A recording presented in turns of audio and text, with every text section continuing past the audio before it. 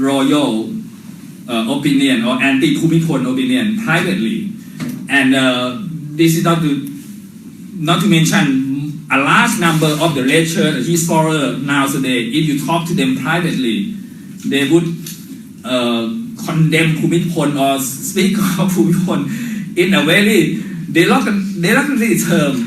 But officially, this side, this red shirt side, still uphold the same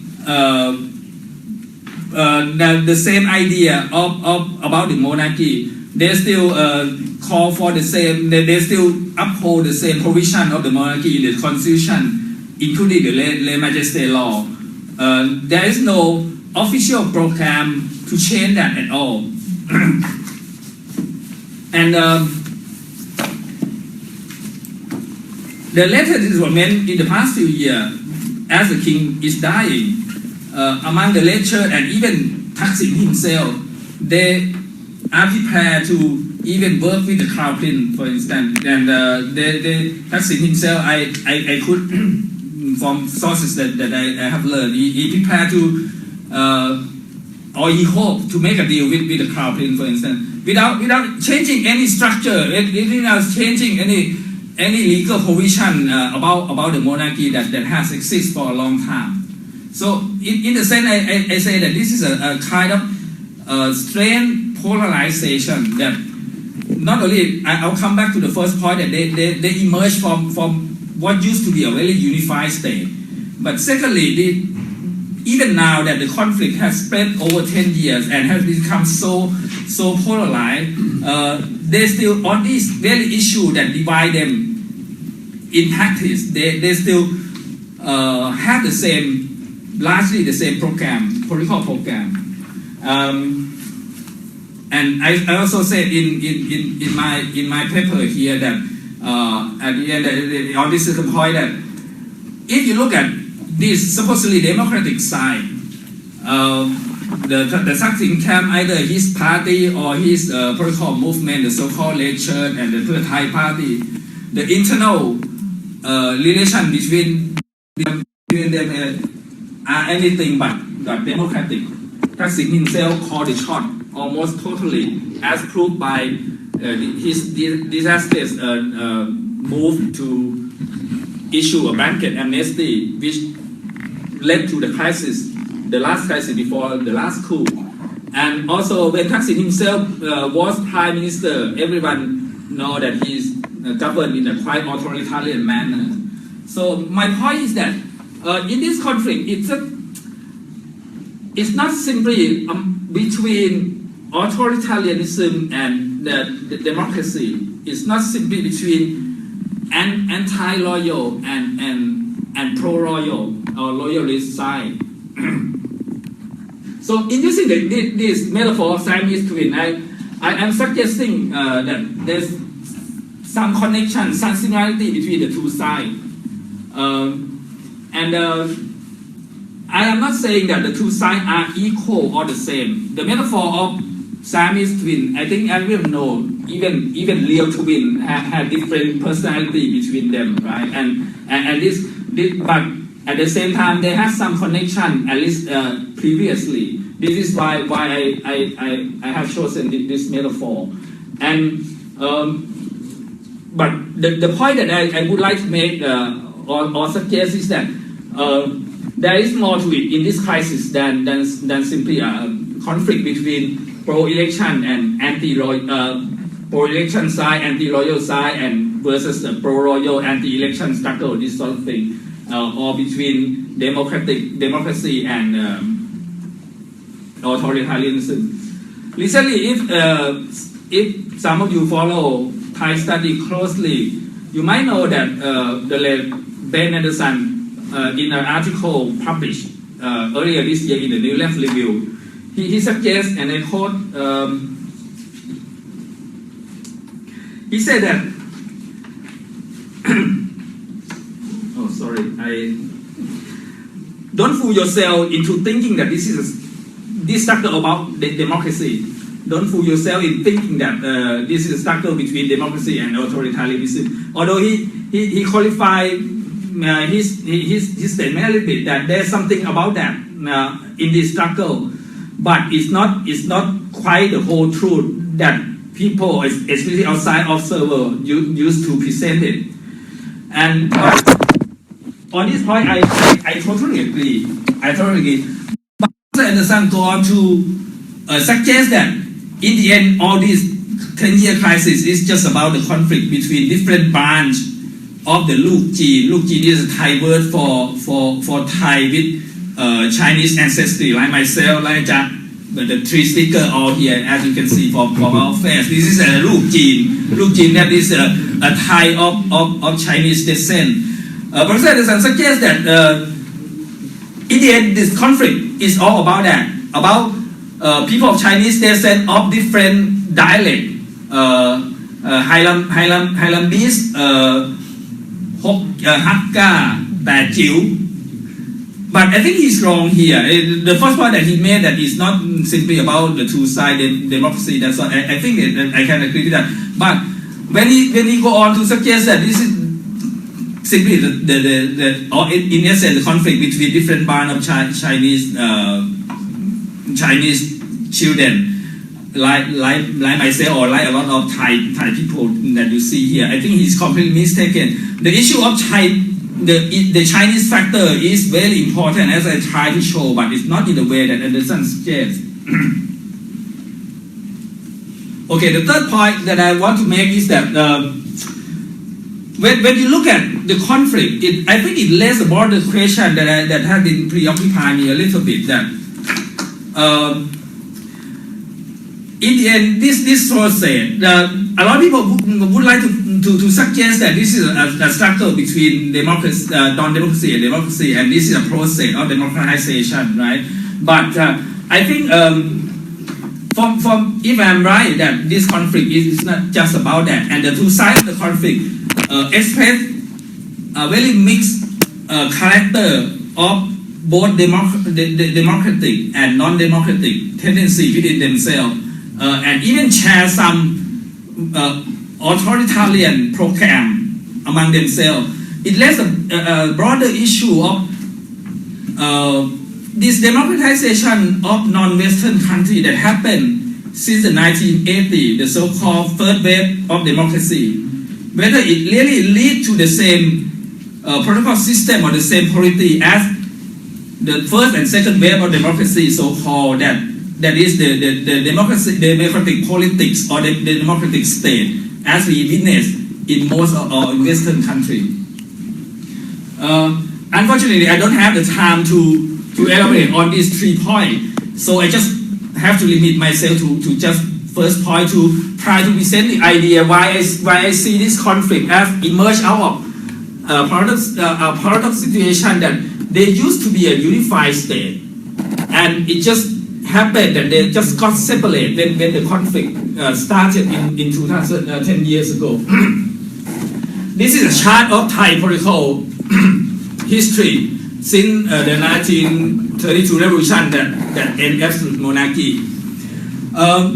Nowadays, when journalists or any academic, I think Ajahn Pawin said it in his paper a little bit also.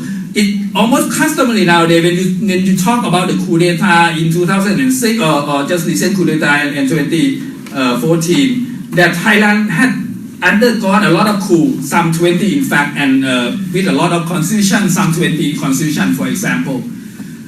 I think this kind of idea or statement is quite misleading. If you look at the chart, successful coup d'etat, FC is a failed coup d'etat, U is uprising, and R is revolution, right?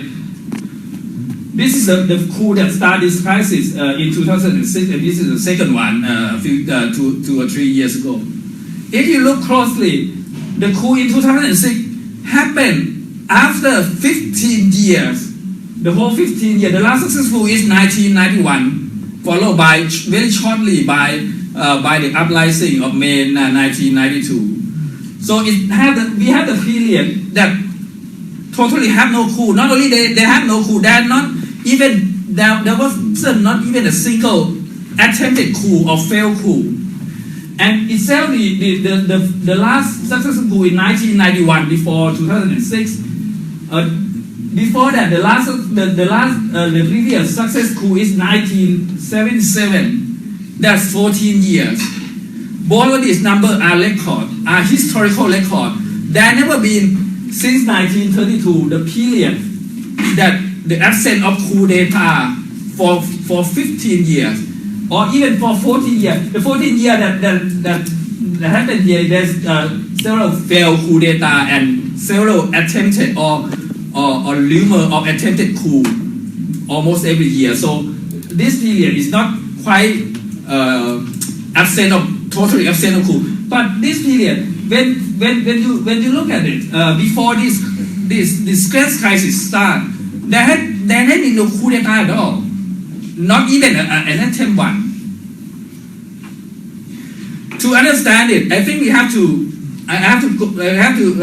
to present briefly. I personally divide, if you look at the socio-economic of Thailand after 1932 revolution, I think we can divide it into broadly three phases or three eras. The first one started with the people. The first one started with the People Party, the revolution, and then last until about 1957-58. That when a coup d'etat by Salib Thanarat happened. Largely, the country is agricultural, and the new regime tried to implement some sort of nationalist economy or statist economy, but it largely failed. I will come back to a little bit on that later.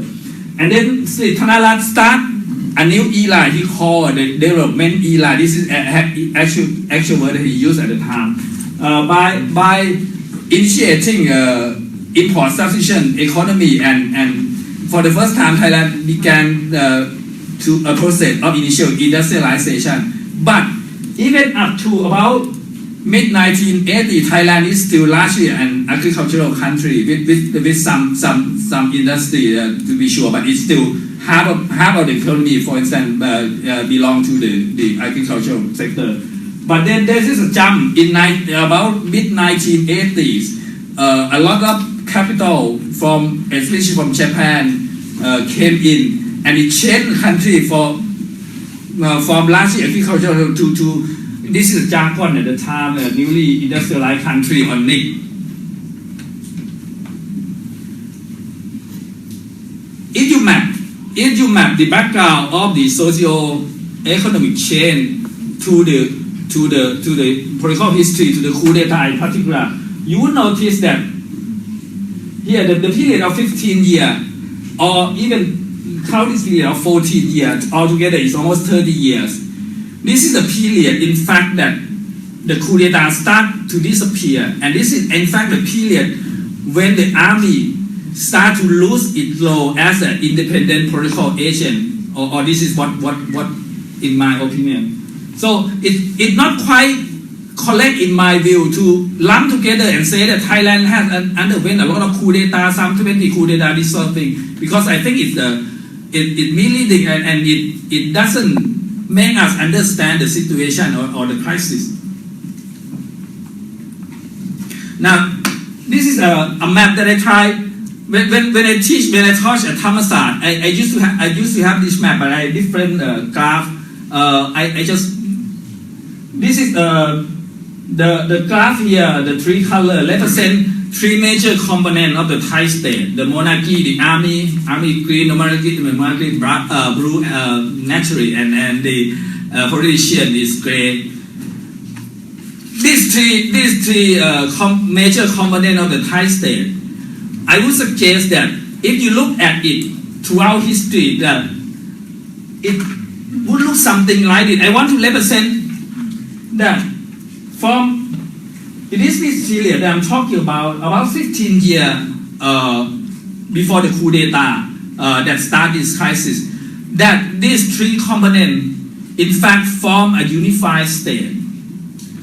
And prior to that, the professional politician in Thailand started quite late in the 1970s, so it just started here. But this period, I try to represent it to convey the idea that these three branch of or these three components of the Thai state still retain largely independent from one another. For example, the military and the monarchy, they still have some independence and some conflict with each other and with the politician also, and they kind of balance each other out in terms of power, in terms of arrangement. But after just about the late 1980s, and especially here after the defeat of the last coup d'etat before the present crisis 1991, it lasts just over a year. This is the shortest period of military regime in Thai history. Just over a year, and it been toppled by the Abbasic 1992. After 1992, with the defeat of the military, the new kind of state has emerged. A unified state under the political leadership of the elected government, but under the cultural hegemony of the monarchy. This is what the main thesis that I want to suggest. And if we move forward to the present crisis, I think basically the core issue of the crisis or the main cause of the crisis is this conflict or split between political leadership and cultural hegemony. And but before that, for about 15 years, the Thai state had been unified.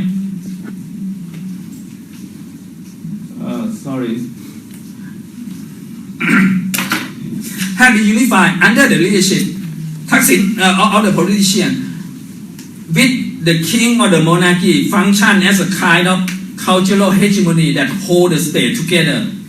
But the king himself or the monarchy itself doesn't view the kind of political intervention or didn't intervene in politics as they did previously.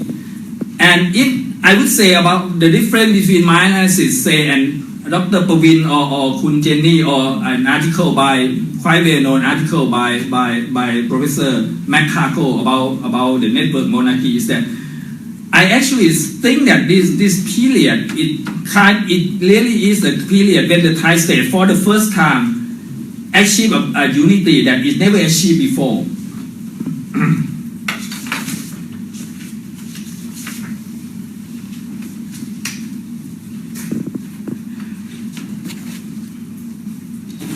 I actually not going to elaborate on how the politician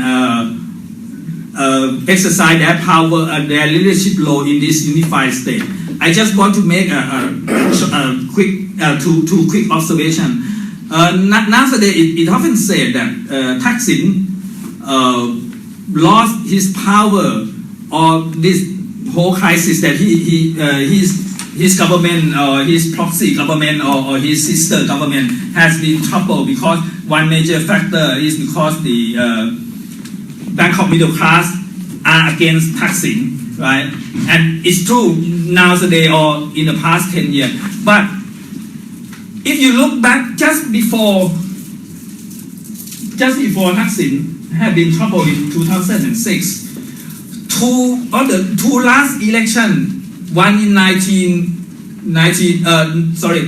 2001, the other in 2005. In 2001, Thaksin party won in Bangkok.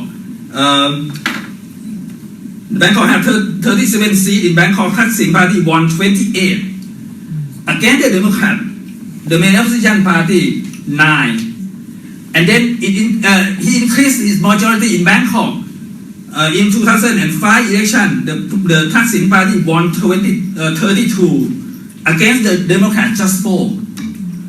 So to say that the middle class or this crisis, one of the factors is that the middle class dislike Thaksin because he has this. He helped the poor, for instance, or because he instituted the so-called populist policy, like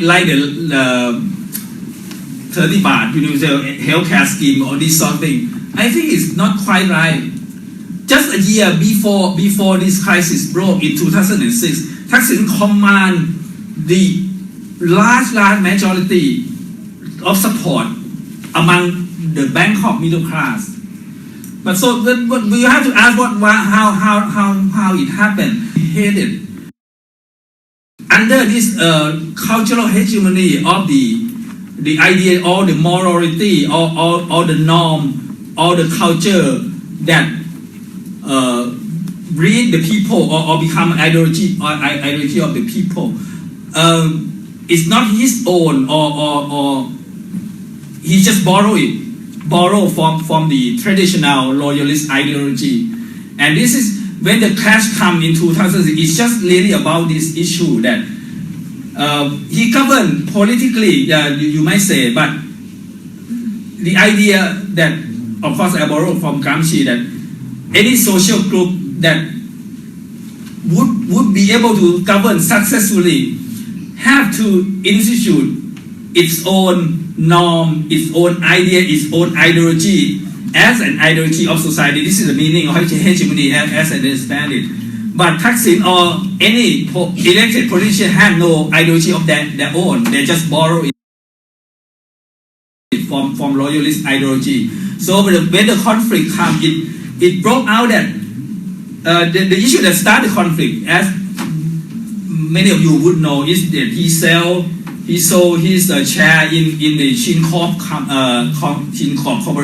Corporation and got this exemption, tax exemption. It's actually quite legal.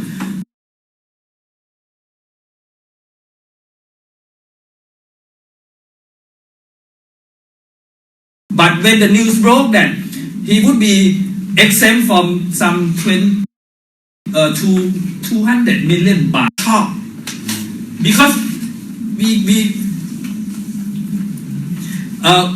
we could say that this is the point that the conflict between the two sides clash.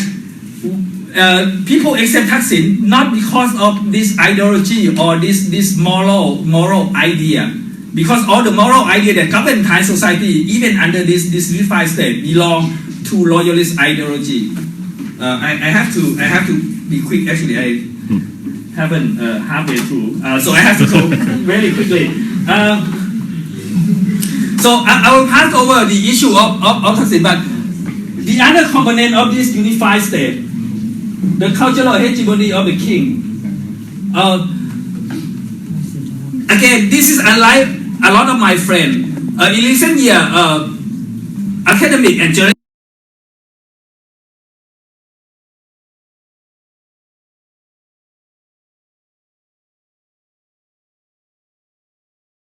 start to people. I think it's some sort of not historically specific enough.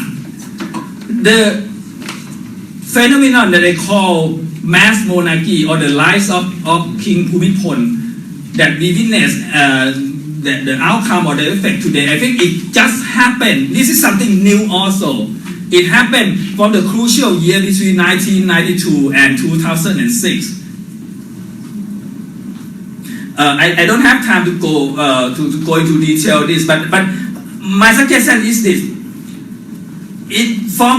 for a long time, since 19th century up until 1950, Thailand, or as known then as Siam, has been ethnically divided. There's ethnic division of labor, some sort of like this. The ethnic Thai occupy government service and peasant, while the ethnic Chinese commerce, business and labor is quite distinct. This ethnic division of labor has been sustained by a policy of the Thai state for a long time to allow mass Chinese migration. Without Chinese was the only ethnic who didn't have quota restriction to enter the country. They can enter as many as they like, and a lot of them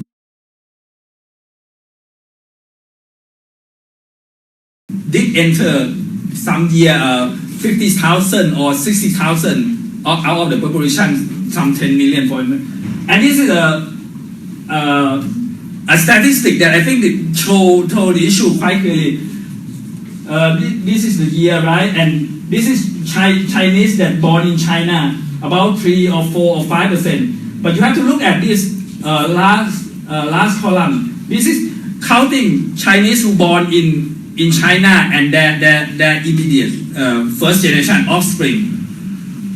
You can see that you can say that the Chinese population at the time up until 1950 or something, about 1/10 are Chinese, were Chinese.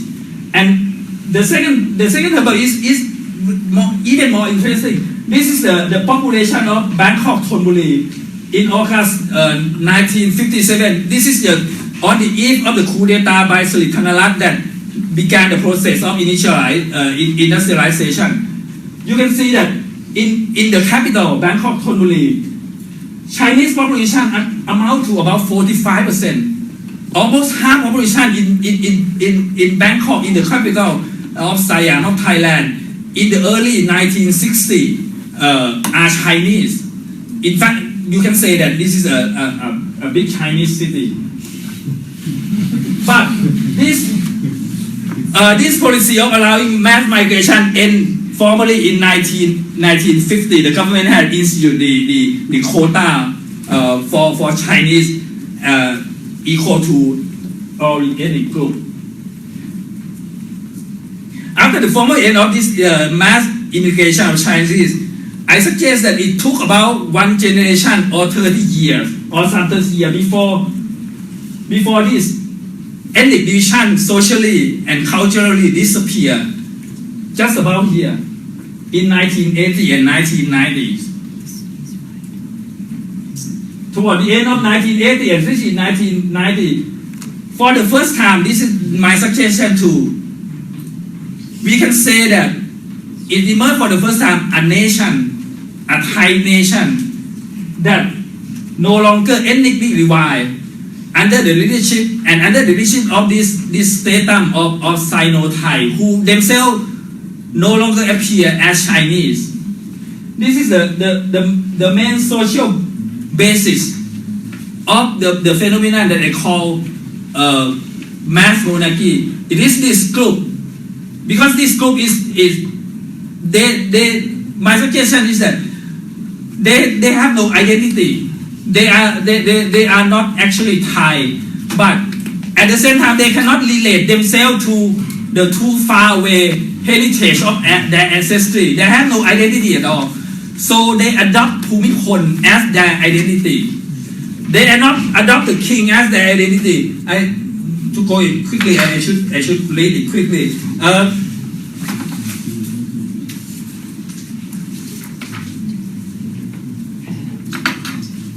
Here. Sorry. After the formal end of mass migration of Chinese, it took about a generation, some 30 years, for social cultural division along ethnic lines to fundamentally disappear. The initial industrialization in the 1960s and 1970s, the end of the Cold War with the Communist Party in the early 1980s, the opening of diplomatic relations with mainland China in the mid-1970s, all contributed to this disappearance. Toward the end of 1980 and especially in the 1990s, there emerged for the first time a nation, a Thai nation, in which a stratum of Sino-Thai bourgeoisie played the leading role. This whole stratum no longer appeared or was regarded as Chinese or Czech, but as Thai, because of their lack of real historical roots of their own identity. They could not possibly relate to the too far away Chinese heritage of their ancestors. They therefore adopt King Bhumipol as their identity. It was this social stratum that formed the social basis of the phenomenon I call mass monarchy or the rise of King Bhumipol. Bhumipol thus became a substitute national identity, a substitute nationalism. Indeed, Bhumipol became a substitute Buddha or Buddhism. What is new about his royalism? What is it different from the royalists that exists for a long while in Thailand since the end of the monarchy? I suggest 3 points. In the past, the propagation of royalism was largely state organized. It now took the form of spontaneous mass movement or private sector enterprise. Consequently, for the first time, the king and the monarchy has a real mass base, not only state-organized vigilante apparatus like the Red Scout, the village scout, the Letter, the Nine Fort, นวพลกระทิงแดงลูกเสือชาวบ้าน Or to put it another way, this social basis of the monarchy has shifted from largely rural state-organized to Bangkok to urban bourgeoisie. And thirdly, and this is important, whereas previously the king intervention in politics took the form of dealing, negotiating behind closed door, it now took the form of talking directly to the public, to mass communication. A lot of people, even I think Kun Hanley or a lot of people, foreigner or even Thai academy who come to interested in Thai monarchy.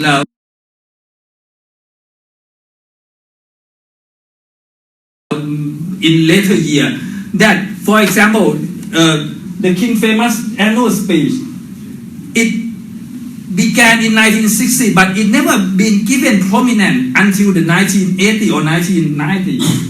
The idea of sufficient economy. This is, for example, this is one example that I would say. The King made two important speeches in 1995, and people who interested in this issue of monarchy lately may thought that, well, we always like that. No, not at all. This is for the very first time in history of his reign that he directly criticized government. One, he criticized their handling of the flood. The other, he criticized their handling of the traffic. This never happened before. So as a historian, I have to ask myself why this thing happened for the first time in the 1990s. And related to all this, the other thing that new about the king, about this formula, for the very first time also, he appeared as an author, which I think is quintessential. I call it quintessential bourgeois cultural hero. People know that the king has been lauded as genius in all sorts of imaginable field. He's a genius at sport, at photography, at composing, at blah blah blah blah. But for many decades, he never been promoted as an author. This is 10 years that I think is decisive between 1994 and 2004. His book came out about 6 titles. This is the first time that the king appeared as an author and related to that as a thinker. And so this idea that now for the first time also became a state policy in successive constitution. His so-called idea of sufficient economy became a state policy. This never happened also. So the power of the monarchy that we are talking about, and also this is also some example of this new phenomena. People start, especially the Bangkok bourgeois, start calling him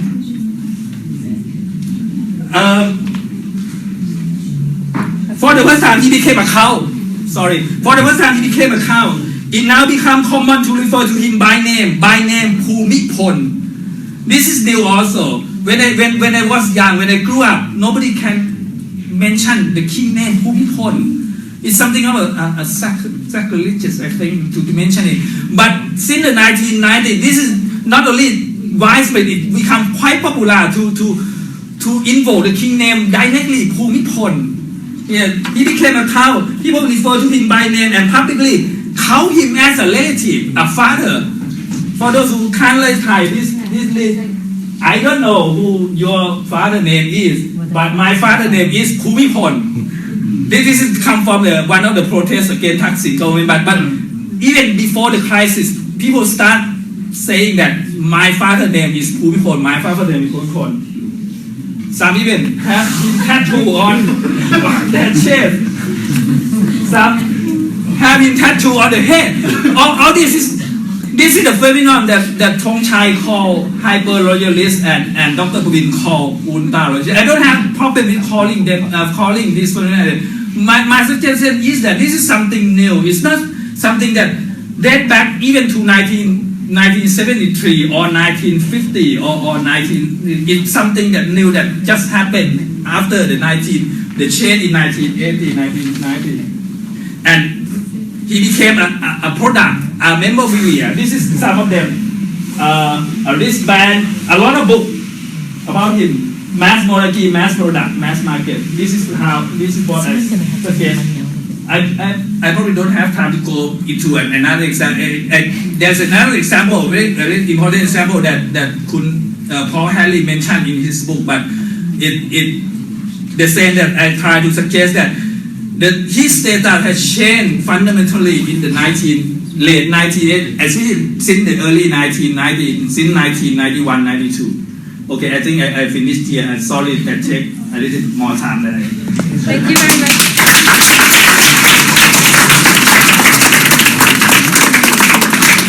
Okay, thank you very much, Asan Somsak. It was very rich.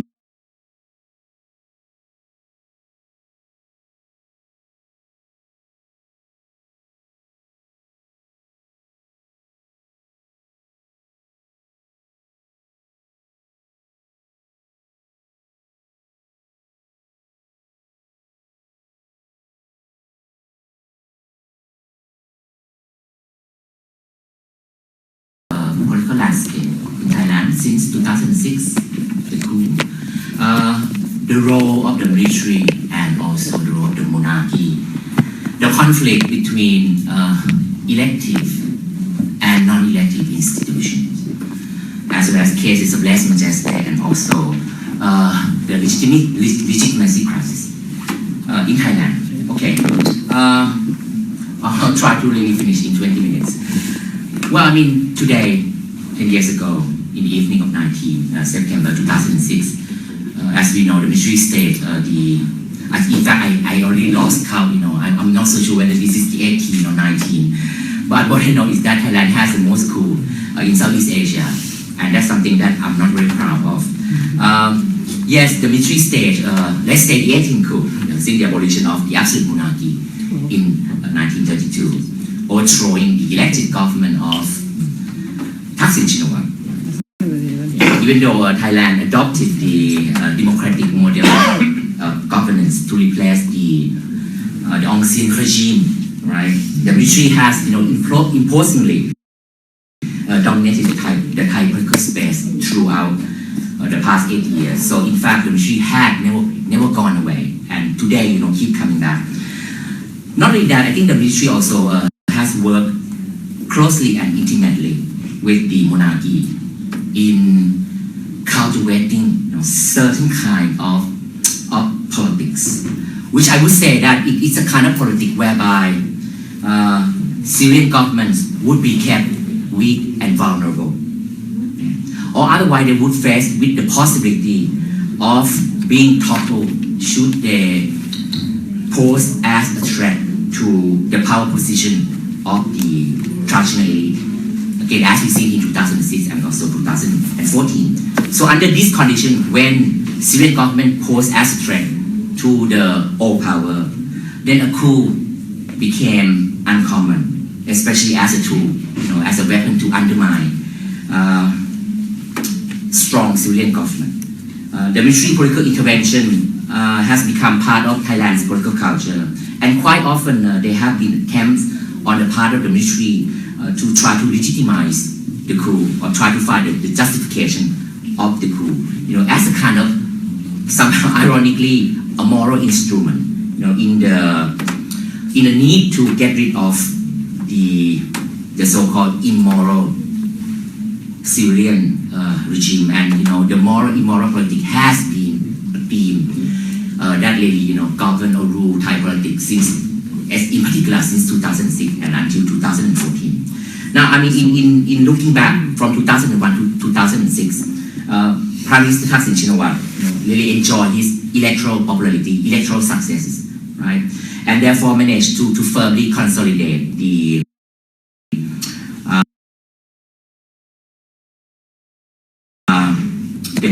grip on his power. He also won, 2 landslide elections in 2001 and 2005, becoming the only prime minister, ever to have to have serve a full 4-year term, in the Thai history. Again, this is something quite amazing. You imagine that the Asif monarchy took place in 1932. We had to wait until 2005, to witness a government, serving a full 4-year term. But his intensifying political strength, really worried the traditional elite, and they perceived them therefore as a threat, as I said, through their long-held political influence. With political interests in jeopardy, they began to exercise their old trick, using the bluntest of tools, and that is military coup. Okay, they accused Thaksin of displaying, not only committing corruption. This has been a classic justification of all the coups in the past anyway. But I think for Thaksin there is an added charge against him, and that is very serious charge. Is the charge of disrespect for the monarchy. This accusation serves to justify the unlawful coup as something quite necessary to punish the government of Thaksin. A large number of middle class in Bangkok accordingly came out to lend the support to the coup. And to my surprise, they even offer food and flowers to Thai soldiers who seized power on the night of the 19th of September. Tanks which rolled on the street of Bangkok were decorated with yellow ribbon, right? The color that represent the Thai monarchy, and this sense of jubilation was felt in the Thai capital. I mean, looking at that even 10 years ago, I was in Singapore at the time. I really did not know how to describe the whole thing. It was almost too surreal for me to realize that, my God, we are looking into Thailand, the so-called the land of the free. Somehow a lot of middle class came out to support the coup on that day. But as it turned out, just when they believed that the coup would be that efficient tool in order to eliminate the Thaksin regime, the effect of the coup were quite different. Something very different comparing with the previous coup. Okay, the coup that was meant, to protect the political interests of the military and also to safeguard the royal power, eventually gave birth to the anti-establishment movement of 2006 military coup, whose member, the anti-establishment movement, whose member, some of them identify themselves in the red shirt. I say some of them, not every one of them. Okay, that coup also in 2006 initially staged to consolidate the monarchy position in politics. In fact, has stirred up a sense of anti-monarchy reaction among Thai. So the coup that was meant to strengthen the monarchy, in fact, has further weakened the monarchy. They became aware of the extent to which the monarchy has become actively involved in politics, with the backing of the army, despite its confined role stipulated under the constitution. While other studies tend to concentrate on Thaksin authoritarian behavior and his corrupt policies as the root cause of the Thai crisis. For this presentation, I do not deny that fact that Thaksin has played a part, to weaken democratic institutions as well. So Zak said that when Thaksin was serving as prime minister, also he tend to lean toward authoritarianism himself, right?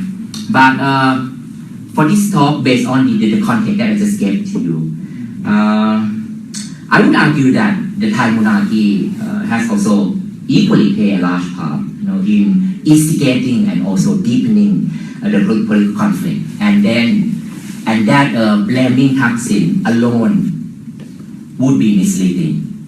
Okay? Not just Thaksin, but in fact the Thai monarchy is an equally divisive figure.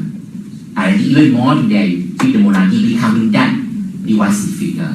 I mean, if you take the famous, statement by President Bush, in the aftermath of the war on terrorism, either you with us or you against us. There is no middle ground. So I think today for Thailand, with the position of the monarchy, either you with the monarchy, you against the monarchy, you can no longer sit on the fence.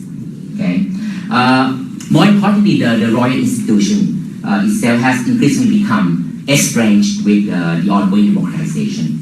In fact, it has acted as an obstacle to the country's democratic development. In Thailand, I would say that there is more monarchy, among the Democrats than there is democracy among the monarchists, pointing to a stark incompatibility between royal and democratic institutions. And the history repeated itself once again with the overthrowing of Yingluck Shinawatra in 2014. And we know Yingluck is Thaksin's sister. And today, Thailand is living, under a military regime of my dear leader, the ever so, clever General Prayut Chan-o-cha. Okay. Now we have heard about the dimension of the network monarchy before. I will not elaborate on the concept of network monarchy because I have done so many times in the past. But I think this is just enough to say that as Thaksin has arrived into the premiership in 2001 with overwhelming confidence and also electoral triumphs. Once again, I would like to emphasize that he threatened to recast the old political equation long dominated by the network monarchy, and the result was the coup 2006.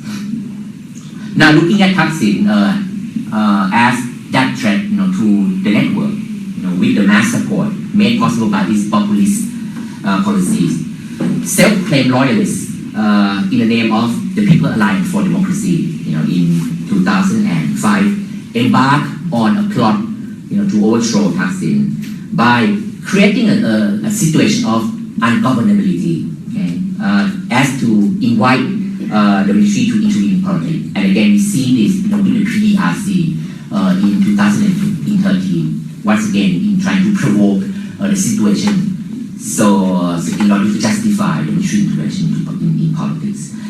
But going back to 2005, since this talk is about looking back, in past 10 years, it's very interesting to once again to revisit the PAD strategy, especially in employing royal symbols, as part of its campaign. So that's why I think this would make the coup 2006 very different from the previous coup. So using the royal symbol as part of its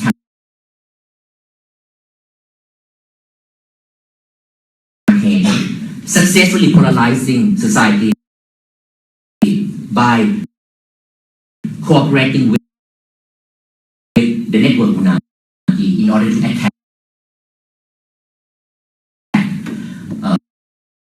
political enemies. It also erected a protective wall, against Thaksin, encapsulated within the notion of the king as the ultimate moral ruler of the country. Now, in this process of trying to overthrow Thaksin, you will see a lot of them going on the street, also some banners as well. Now they managed to put certain things together in one banner. For example, get rid of Thaksin, then fight for the king. Now two things become one, right? Trying to eliminate, no longer talk about that as personal. This can also be equal to protecting the royal institution. Okay. Now there is something also even more interesting when this thing I come across this kind of thing, this slogan like loyalty to the Jakri party. We no longer talk about Jakri as a dynasty, but we talk about Jakri as a kind of political party. So that's why we have to give that loyalty to the Jakri party, right? This signifies the monarchy consent to remove Thaksin from power by extra constitutional means. Now I think my assumption is very simple. Had the monarchy had no role in the PAD protest, especially in the exploitation of royal symbol, the monarchy should have come out to disapprove the PAD action. But for the fact that the monarchy had remained silent throughout the PAD protest, I think for me that is the only conclusion. You get the consent from the monarchy in overthrowing the Thaksin government. There are also other, number of incidents that reaffirm the open involvement in politics by the monarchy. And I have been challenged all the time when I give talk, at many universities. For example, how dare you say, the monarchy became involved in politics, the king stayed above politics. And I'm sure that if there would be a representative of the Thai embassy today, sitting among us, later on, this person might stand up and say, look, what you all said, just bullshit, right? Because our king stayed above politics. Now, I'll give you some examples to show that, the king has never stayed above politics. Very simple thing is, for the king to endorse each coup, right? That classic footage of 2010 with a number of generals on the floor with the king. Then move on to the queen attendance at the funeral of Yellow Shirt, Nongbo, right? There cannot never be any clear evidence in October 2008. The exclusive interview of Princess Julapon with Woody, right? When you see that horrible dog, on the floor, and then the presenter even, try to steal the food of the dog, and then the Bangkok royalists thought that it was so lovely. In April 2000, and that was in April 2011, in which she openly condemned the red shirt for the deepening crisis, which greatly affected, she said, the health of His Majesty the King. Okay. Now went on and on and on. Julapon involvement in also the PDRC with her using the Thai flag. Right. Okay. Now this open intervention in politics suggested a sense of desperation on the part of the monarchy, in defending its position. I could be wrong here. Ajahn Somsak might not agree with me. But I think this is not the first time, of course, for the monarchy to become involved in politics. Of course, the monarchy had long involved in politics. But I think it has been its modus operandi in trying to pull the string behind the scene. But for me, from 2006 onward, the monarchy has moved to the front stage and playing politics more openly. I could be wrong, but we can discuss that a bit later. And this surely, was responsible. The fact that the monarchy has come out more and more to play politics openly, definitely responsible for the rise of the anti-monarchy sentiment, and as a result, the rapid decline of the royal position and reverence. Now, knowing that there is a decline of the royal position in politics, instead of stepping back from politics in order to re-establish their authority, they did something worse. Member of royal family and their defenders, had further, chosen to permeate themselves into the political mess in response to the continued challenges from the opponents. So I would have thought that they realized that, damage done for the monarchy to play politics openly. For them, they should kind of step back, right? And then to be more calculated and think about what would be the next step. No. They went more and more further into the crisis. This was particularly evident.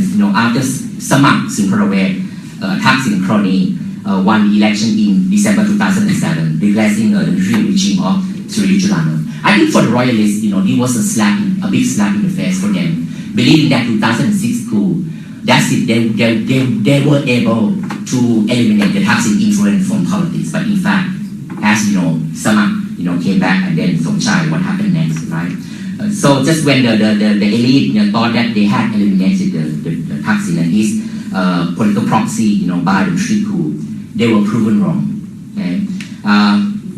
The premiership of Samak tremendously irritated the royalists and the supporters of the network monarchy. So because of that, they sought to discredit the Samak and his successor Somchai Wongsuwat, using various methods, including once again using the monarchy, to fan hatred toward the Thaksin proxy and also their die-hard followers, in the red shirt camp. Somsak So you see, in my head, I only have the picture of Ajahn Somsak, 24 hours. He even come to haunt me in no matter where I go.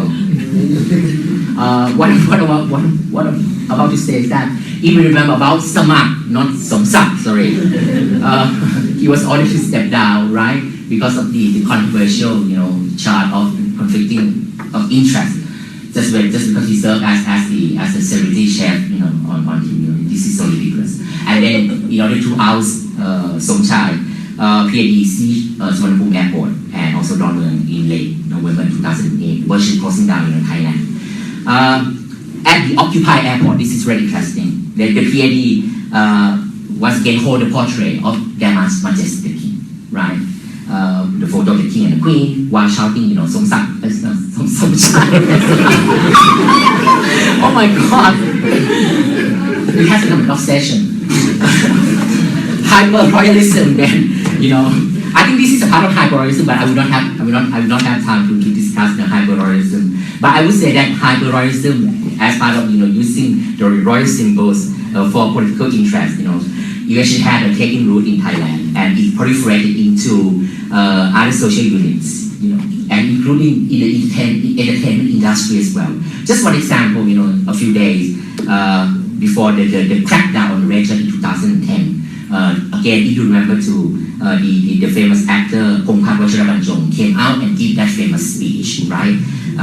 In May and 2010, going on about the necessity of protecting the king because the king is my father, blah blah blah. Such a discourse, of a country being so an exclusive place, for the monarchies, has become very popular and also authoritative.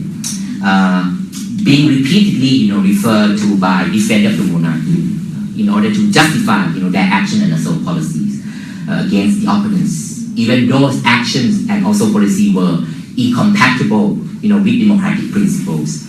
And at the height of the campaign, to amend the Less Majesty Law, right, by a group of young law professors, one of them is here, Niti Raj at Thammasat University. Also, then, the army chief, Prayut Chan-o-cha, right, confidant of the Queen from the Queen's Guard, harshly condemned the Niti Raj, especially Ajahn Worjit, asking Ajahn Worjit to leave Thailand because every Thai was supposed to love the king. Now, it has become a famous discourse, right? If you don't love the king, then leave. I have left.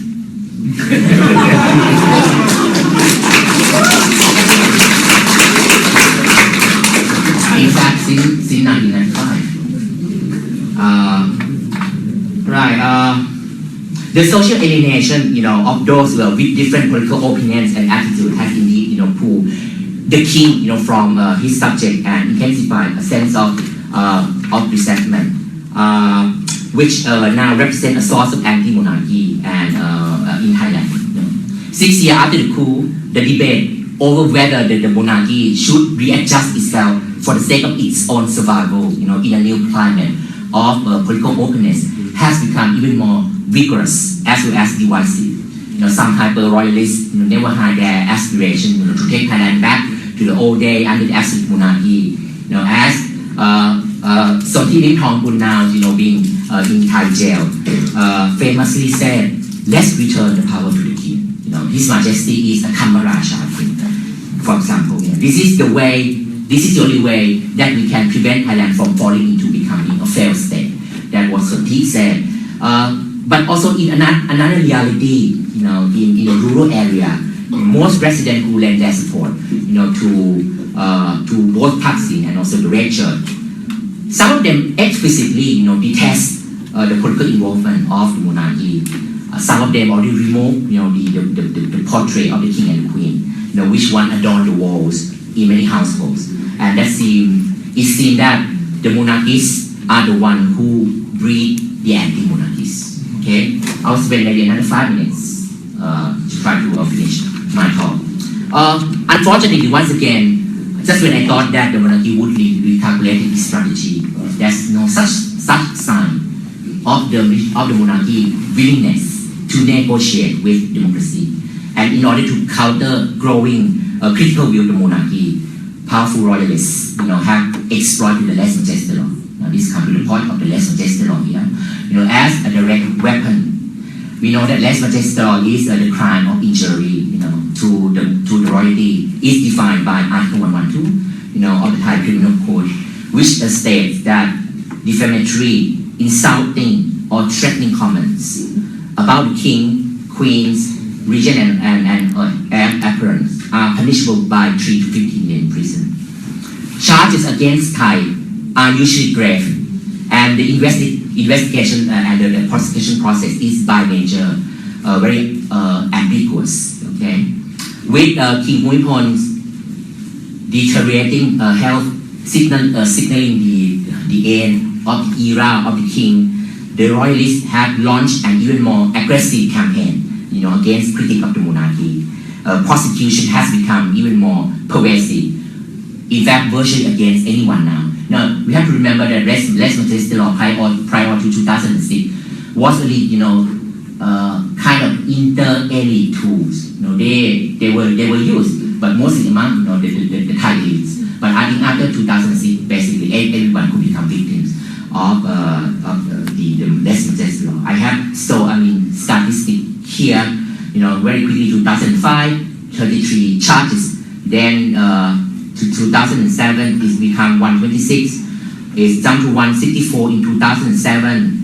And then triple to 478 cases in 2010 under the Abhisit Vejashiva administration. There are so many, famous cases, like the case of Agong, right? I don't have to elaborate.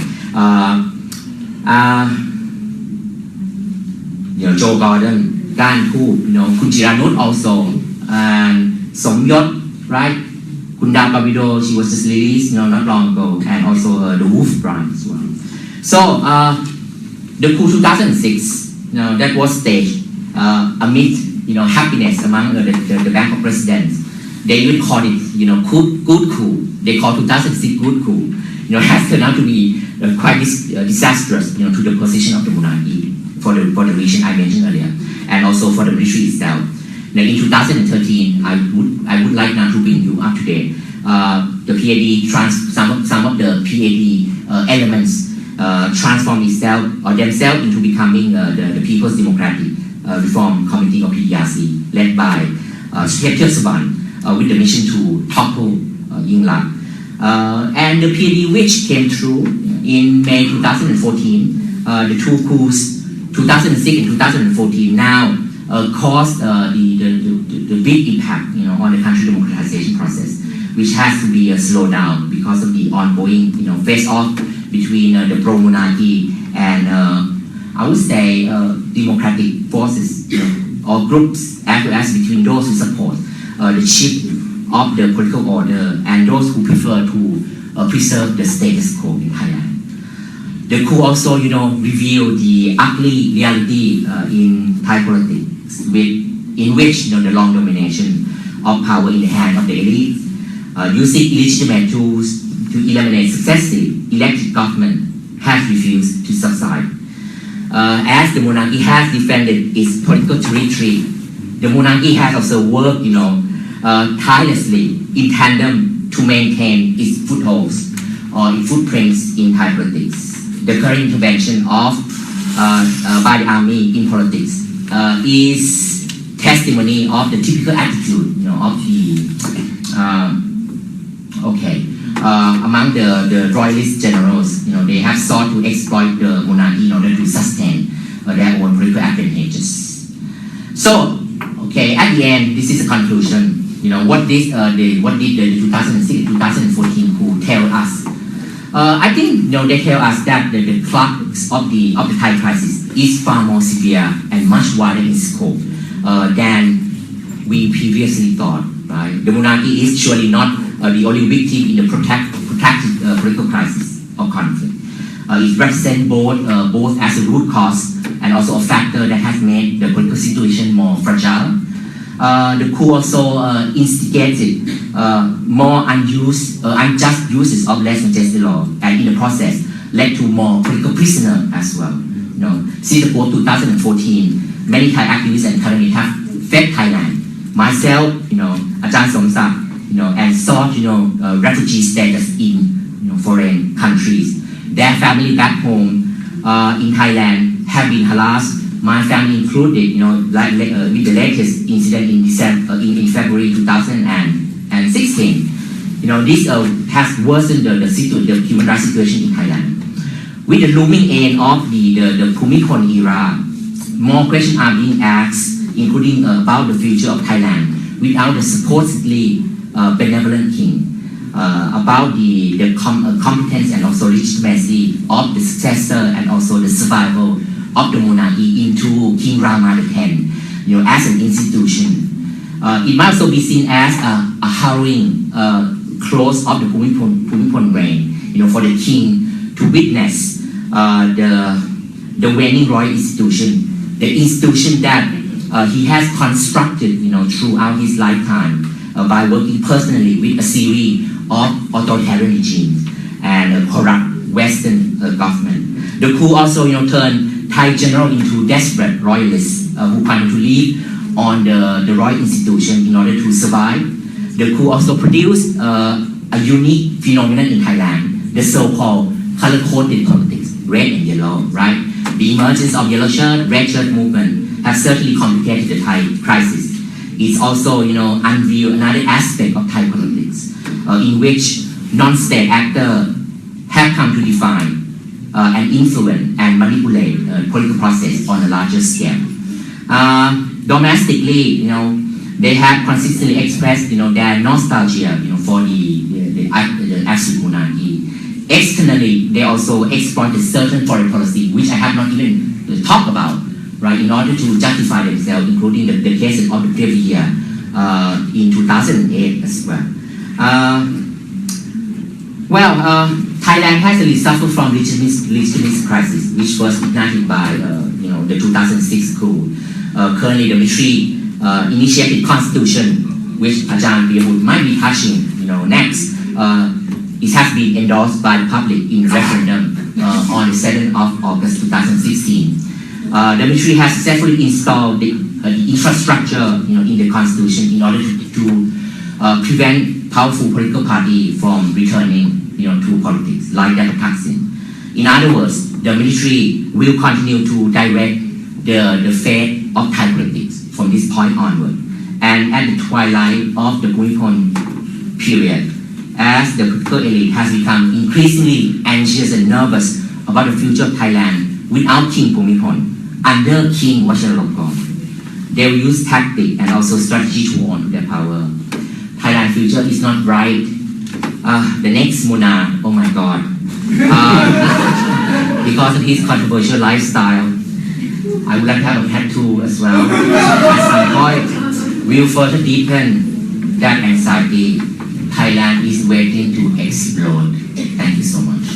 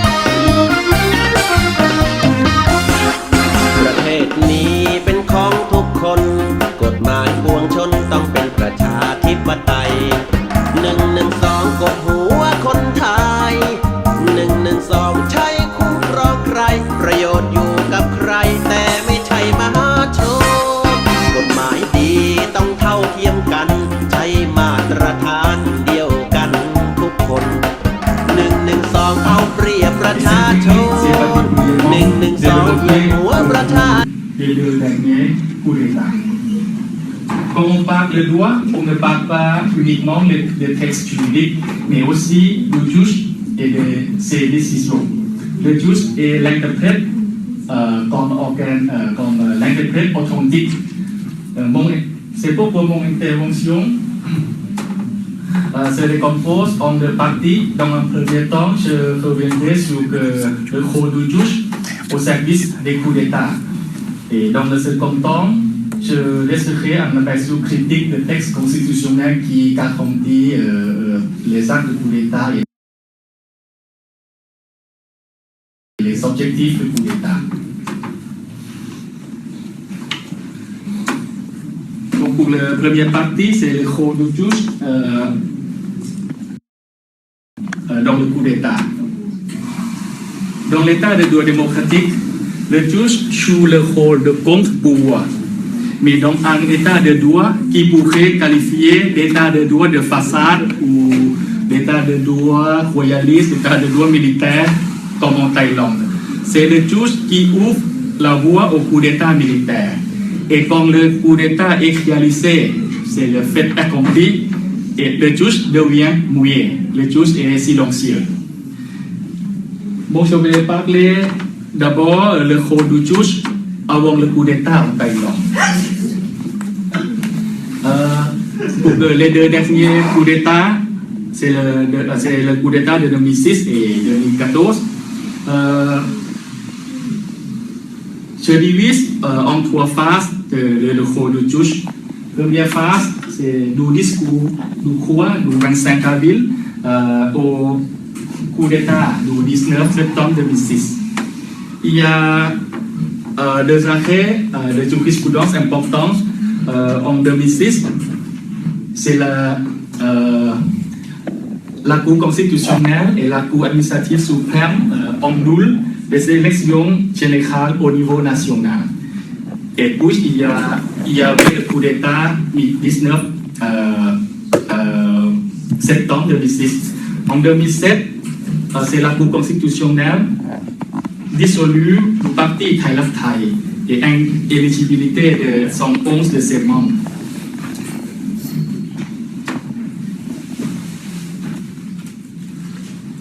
Et deuxième phase, c'est après le coup d'État, on a promulgué la Constitution de 2007 et c'est le gouvernement Smart qui prend le pouvoir.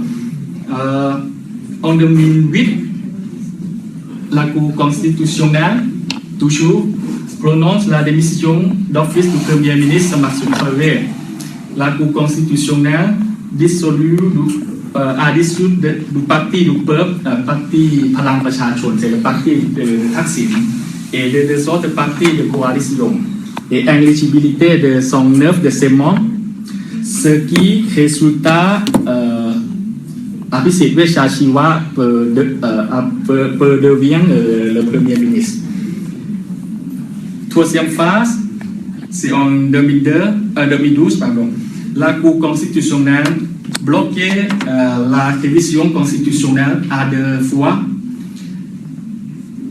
alors que la Cour constitutionnelle n'a pas la compétence de vérifier la constitutionnalité de la révision constitutionnelle. La première fois, la Cour constitutionnelle a bloqué la nomination d'une assemblée constituante.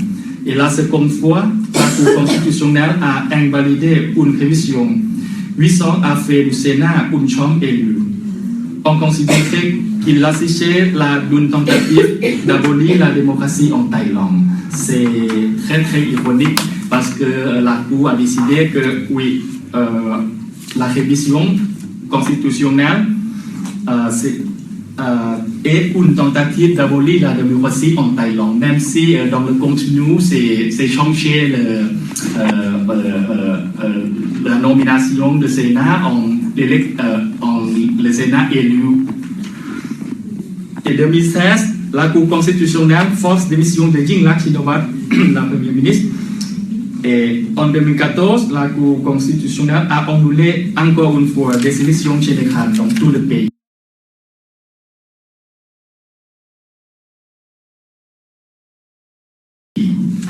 Pour pouvez remarquer trois phases. Première phase, c'est le touche qui ouvre la voie du coup d'État militaire et c'est terminé par le coup d'État militaire 19 septembre 2006. Deuxième phase, c'est le touche qui a encore ouvert la voie du coup d'État militaire. C'est le touche qui converse le Premier ministre Marc dissolution du parti de gouvernement. Et c'est terminé par le prendre de pouvoir du gouvernement de Abhisit Veshwajiva, ce que on a dit plusieurs fois, on a dit souvent que c'est l'armée qui a organisé ce gouvernement d'Abhisit, ou on dit judicial coup. Troisième phase, c'est la touche constitutionnelle qui Premier ministre Yingluck Shinawatra qui bloquait la révision constitutionnelle, qui annule l'élection générale encore une fois. Et puis, c'est terminé par le coup d'État militaire du 22 mai 2014. Toutes les trois phases, c'est la même logique, c'est le même bagaille.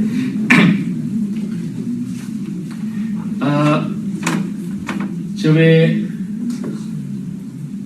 développer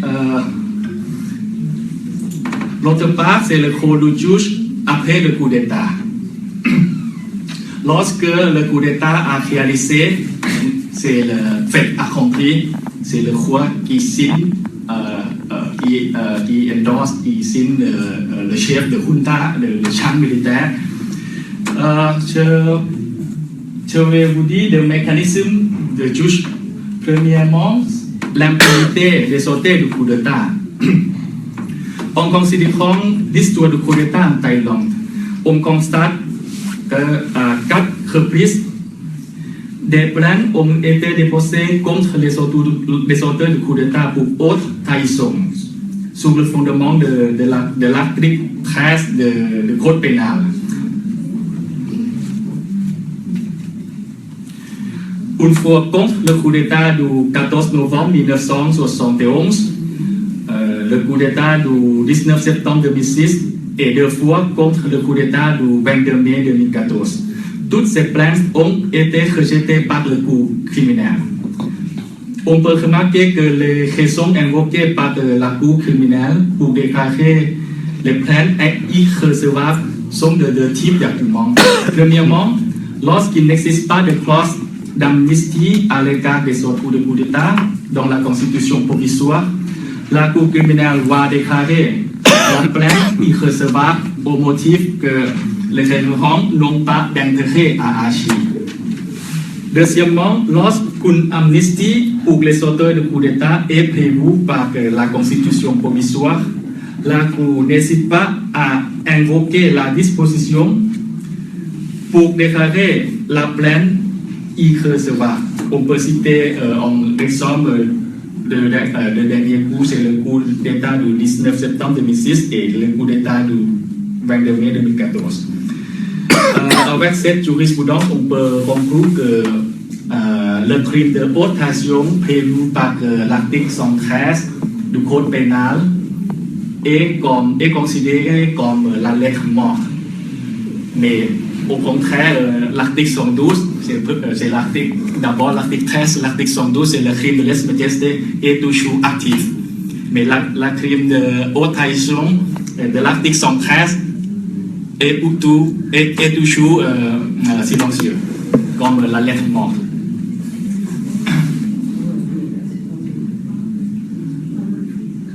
Je vais présenter ensuite l'impossibilité du contrôle juridictionnel des actes de l'agent militaire.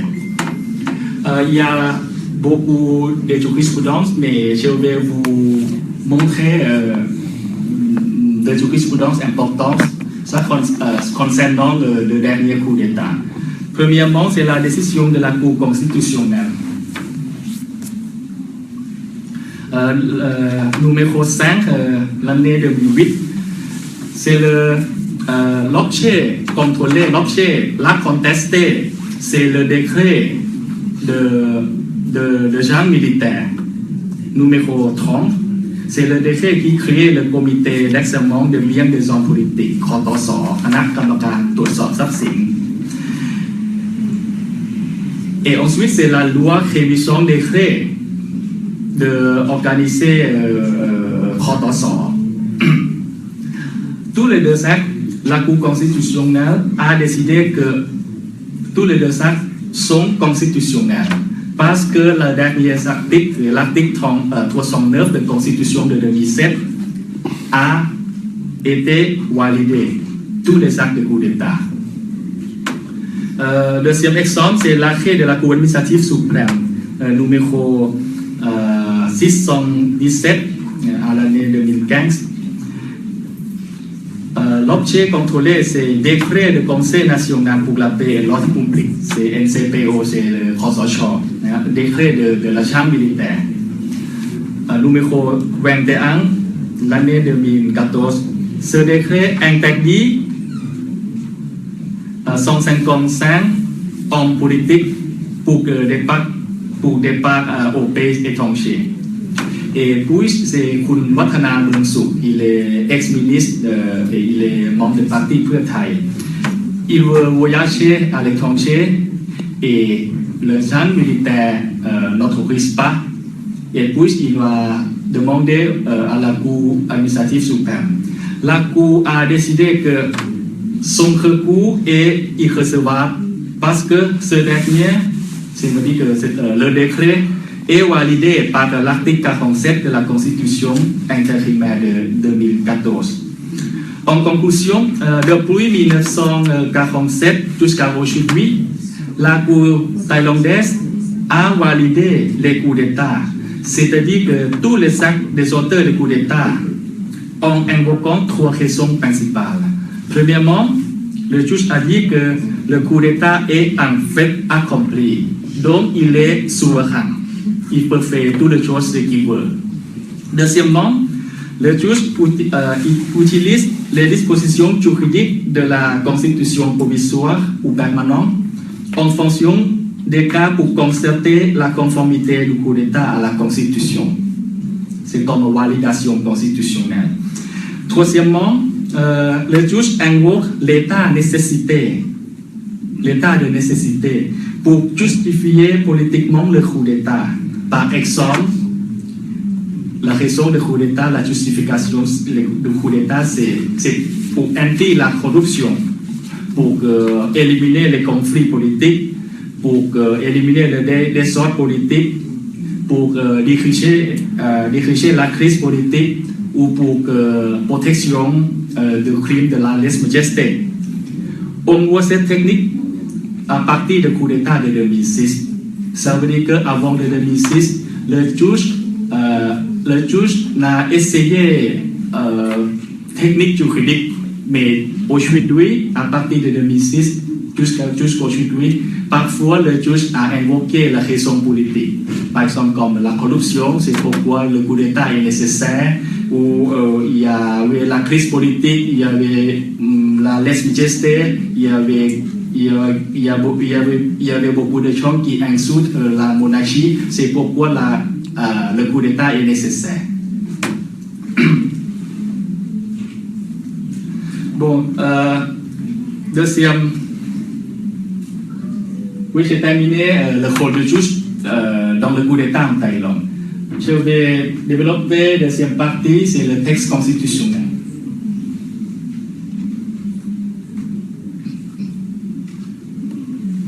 Tout d'abord, c'est la constitutionnalisation du coup d'État. Et ensuite, c'est la constitutionnalisation des objectifs du coup d'État.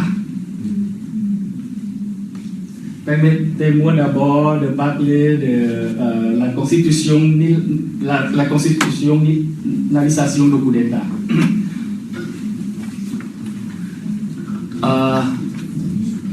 Si on considérait l'histoire du coup d'État, l'histoire de la constitution provisoire en Thaïlande, on peut avoir 4 étapes. C'est comme l'évolution. Mais en fait, l'évolution, c'est pour plus bien, c'est pas pour mal comme en Thaïlande. Peut-être on dit c'est apatanakan. C'est pas évolution, c'est évolution. Régression. C'est régression. Ouais, c'est pas évolution. Ouais. Première étape, c'est après que le coup d'État a réalisé, et puis c'est l'auteur du coup d'État qui publie, qui promulgue la loi. Et c'est la légalisation de tout acte de coup d'État par les lois. Deuxième étape, c'est la constitutionnalisation de tous actes de coup d'État par la constitution intérimaire. Troisième étape, c'est la constitutionnalisation de tous actes de coup d'État par la constitution intérimaire et ensuite, encore une fois, par la constitution permanente. Dernière étape, c'est la constitutionnalisation de tous actes de coup d'État par la constitution intérimaire et ensuite par la constitution avec effet rétroactif, présent et de futur prospectif. Ça a commencé par le coup d'État 2006 et 2014. Ça veut dire que même si un acte n'a pas encore d'effet juridique, mais c'est le texte constitutionnel qui valide avant. C'est illogique. C'est illogique. C'est pas naturel. C'est pas naturel.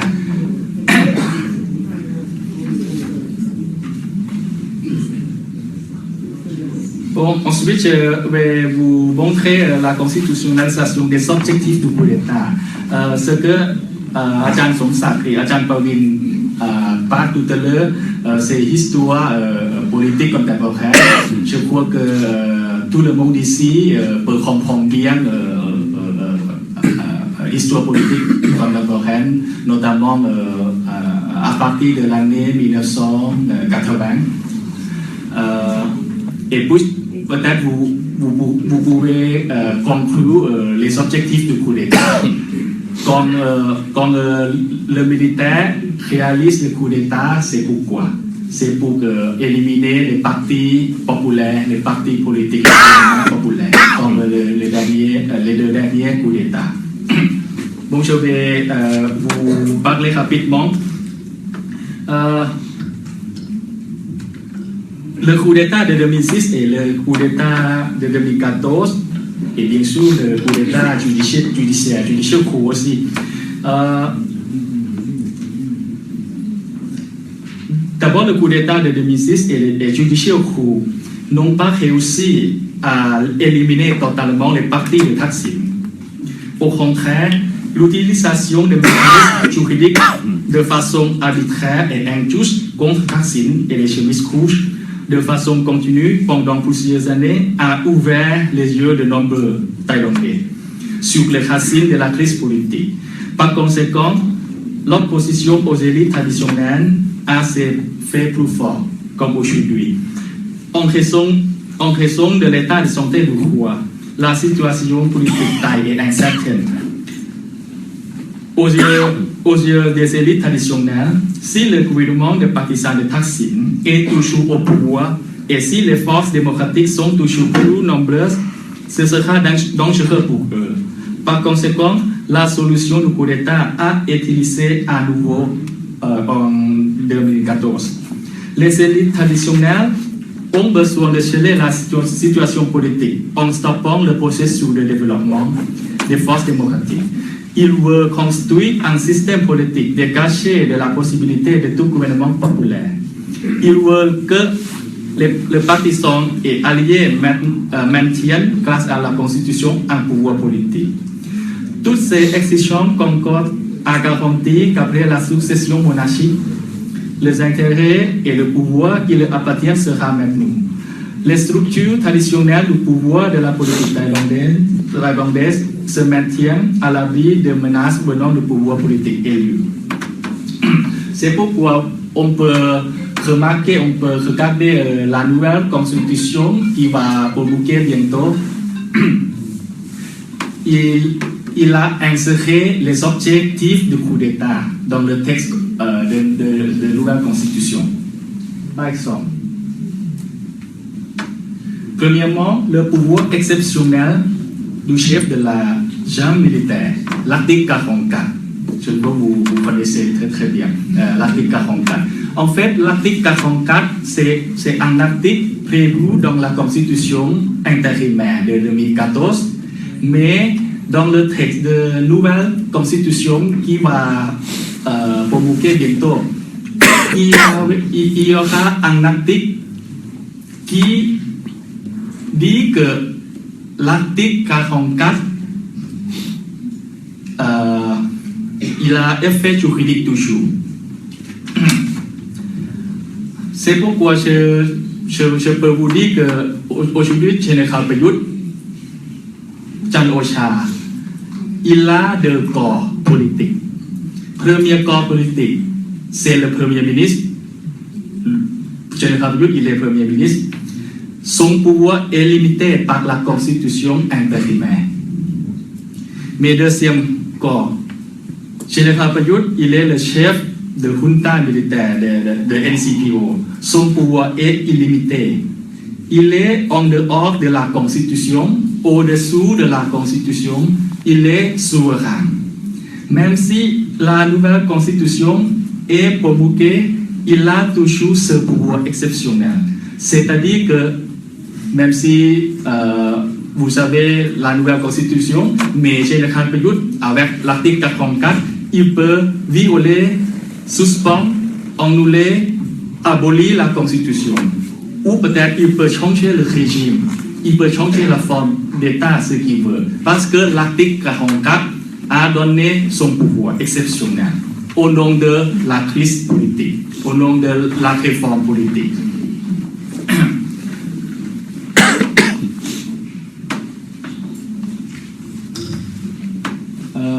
Deuxièmement, c'est la nouvelle constitution veut créer le gouvernement de coalition avec le premier ministre non élu sous l'égide de la bureaucratie et des militaires.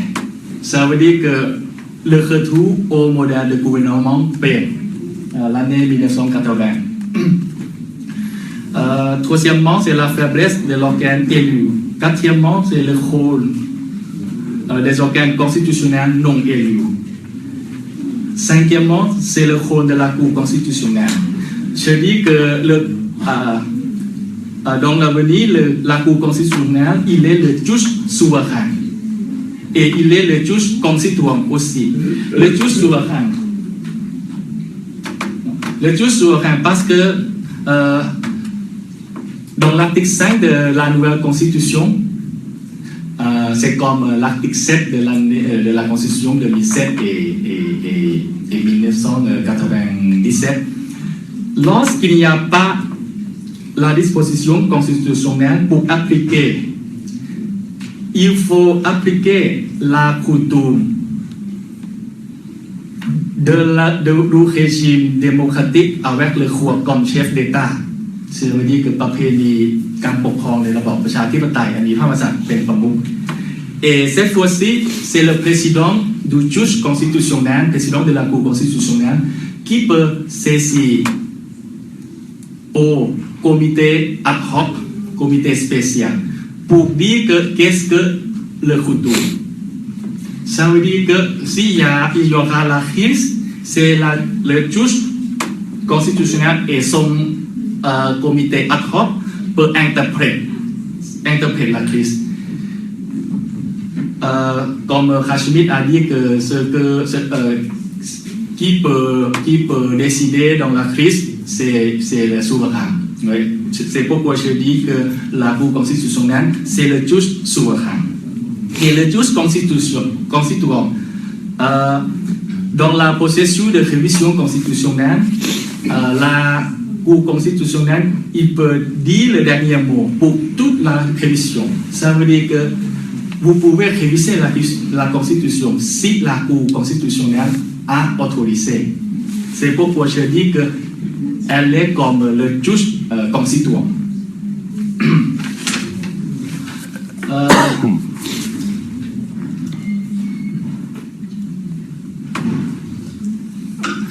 En raison de processus très rigide, on peut dire que la révision constitutionnelle est possible en droit, mais ce n'est pas possible en fait, c'est de facto.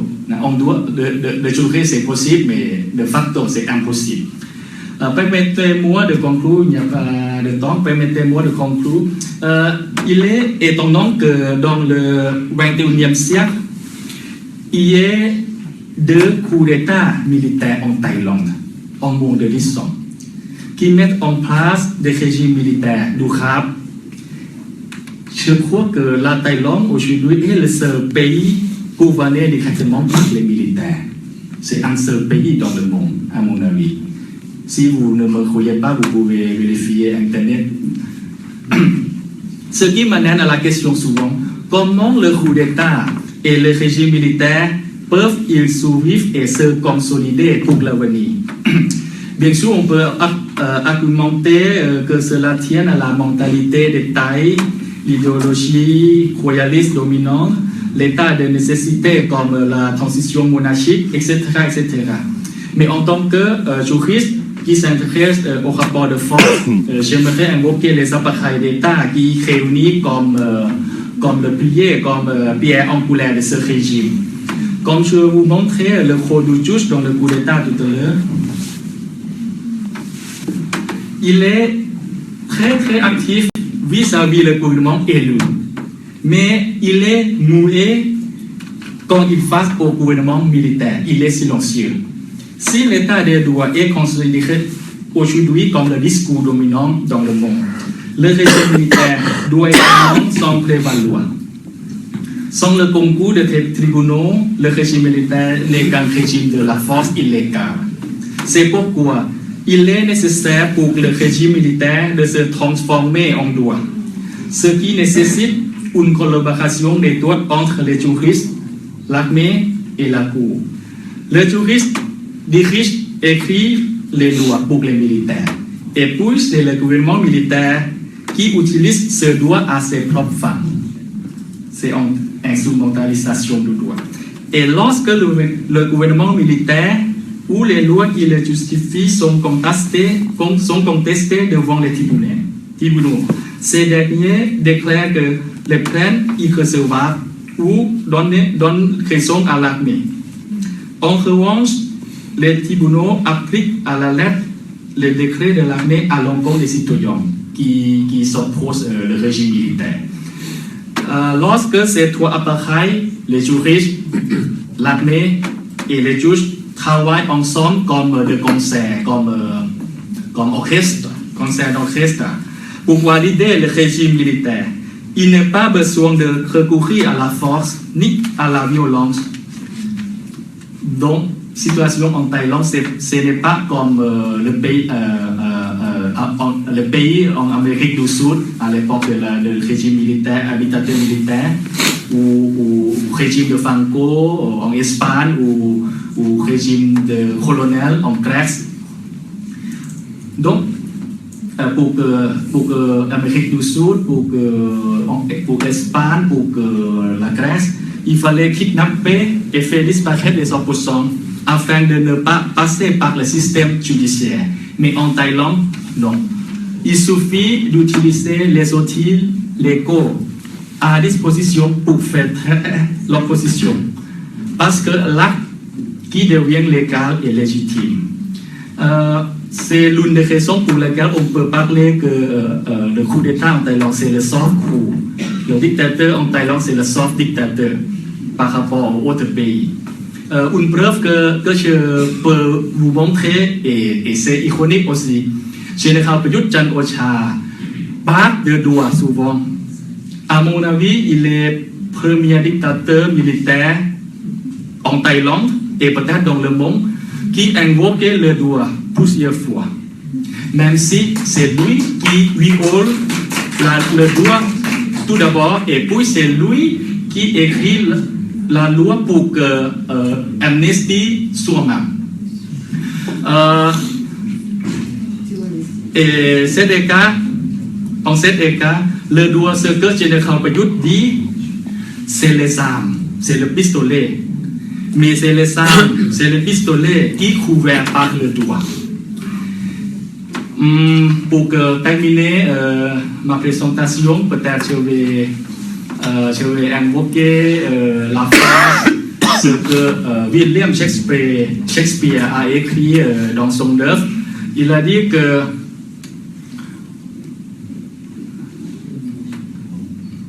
the first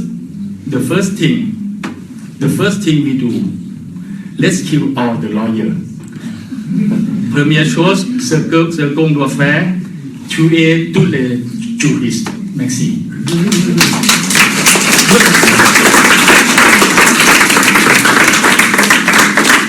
Okay, thank you very much, Ajahn Piawut. So, Ajahn Piawut just